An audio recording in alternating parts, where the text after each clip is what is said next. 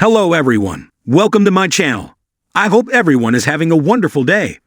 Before starting the video, please go ahead and hit the subscribe button and give this video a like up. In the latest Young and Restless preview for the week of October 28 November 1, look who is back in Genoa City. Read on for the details and watch the video below. Jack's family is falling apart and he is blaming it all on Diane. Kyle has betrayed him and Jebot by teaming up with Victor and Glissade, even going as far as stealing Jebot's formulas. After another nasty fight, Jack asked Diane to move out of the Avid house, which she did. Jack wasn't sure what to believe, including if Diane really loved him or was just using him, as everyone warned him about. At the same time, Diane turned to Victor to make her family feel the pain they've caused her. Maybe everyone was right about Diane. Coming up, Jack says, "I've lost my wife and my son. I'm not going to lose my sobriety." Nikki replies, "You and I both know it's easier said than done." Is Jack about to fall off the wagon again, or will Nikki step up and help him like he helped her? https://youtube.b/pvztexts58. Last week, Nate received strange text from a woman named Amy Lewis, who urgently needed to see him. He had no idea who she was, and for good reason. Amy Lewis hasn't been in Genoa City for over 30 years. Next week, Amy appears at Nate's door and says, "Thank you for seeing me again. It's been a long time since I was in Genoa City. What has brought her back after so many years away?" Finally, with the evidence stacked against him, thanks to Sharon, Daniel was arrested for Heather's murder. Phyllis, however, believed Sharon was the real killer and wasted no time sharing her theory. In Sharon's mind, that meant Phyllis had to die. Coming up, Phyllis screams at Chance that he's railroading her son into prison. Christine appears and announces she's there to represent Daniel, Paul's ex-wife, defending the supposed killer of his daughter. We didn't see that one coming. Be sure to read our Young and Restless spoilers to discover who Victoria is fed up with. Christine sat in the dimly lit courtroom, her heart pounding as she glanced at Daniel, her brother, seated at the defendant's table. The weight of the accusations against him felt suffocating. He was charged with the murder of Heather, a local artist and their childhood friend. The evidence against him was circumstantial, but damning enough to send shockwaves through their small town. Christine knew Daniel. She had seen the best in him. But today, she had to convince the jury of his innocence. The prosecution painted a vivid picture of a jealous brother driven to rage, fueled by unrequited love for Heather. They brought forth witness after witness, each one adding layers to their narrative of Daniel as a man unhinged by obsession. Christine listened, her stomach churning, as they described a man she barely recognized. She knew she had to step up. It was time to defend not just her brother, but the truth. Christine spent countless nights poring over police reports, witness statements, and forensic evidence. She started to connect dots that the prosecution seemed determined to ignore. It became clear that the timeline they presented had significant gaps. Heather had been a vibrant part of their lives, but there were shadows in her story, relationships and secrets that could shatter the narrative of Daniel as the villain. On the third day of the trial, Christine stood before the jury, ready to unravel the truth. She felt a mix of fear and determination as she began her opening statement. "Ladies and gentlemen of the jury, we are here to seek the truth, not to sensationalize a tragedy.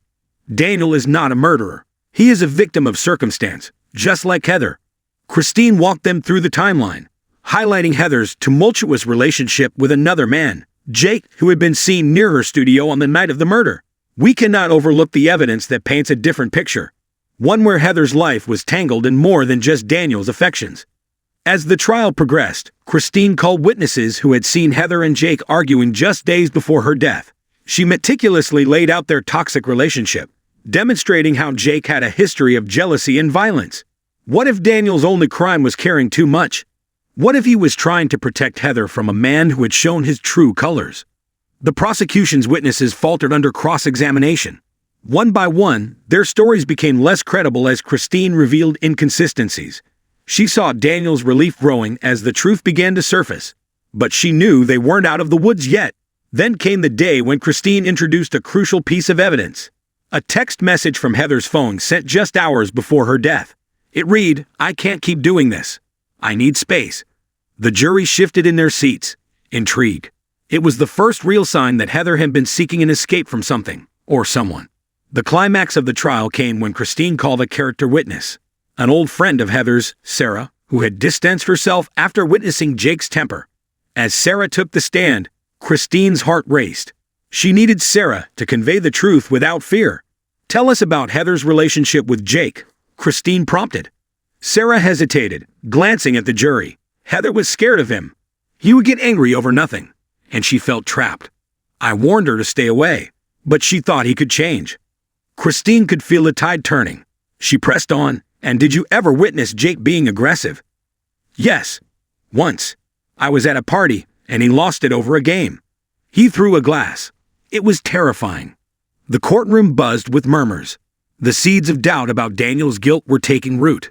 Christine continued, framing Jake as the real threat, the one who had both the motive and the means. In the closing arguments, Christine stood tall, drawing on every ounce of her resolve. "This trial has shown you that the world is not black and white. Daniel loved Heather, but love doesn't equate to murder. We must remember that someone else was in the shadows, lurking with dark intentions." The jury deliberated for what felt like an eternity. Christine's hope flickered with every passing moment. She thought of the countless nights spent preparing, of the unwavering belief that Daniel was innocent. Finally, they returned, the foreman standing as if he were about to deliver a death sentence. The words reverberated through the courtroom. Relief washed over Christine as tears streamed down her face. Daniel, stunned, embraced her tightly. She had fought for him, and together, they had found the truth buried beneath layers of fear and deception.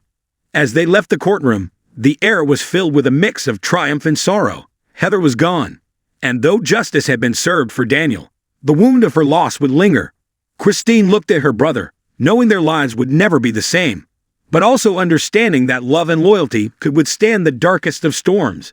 In the weeks that followed, Daniel struggled to reclaim his life, haunted by memories of Heather and the ordeal he had faced. But with Christine by his side, he began to heal. Together, they sought to honor Heather's memory, advocating for awareness about toxic relationships, ensuring that her story would not be forgotten. In the end, Christine realized that defending Daniel wasn't just about proving his innocence. It was about unveiling the truth. No matter how painful, they had emerged from the shadows, stronger and more determined to seek justice. Not just for Heather, but for all those who had been silenced by fear.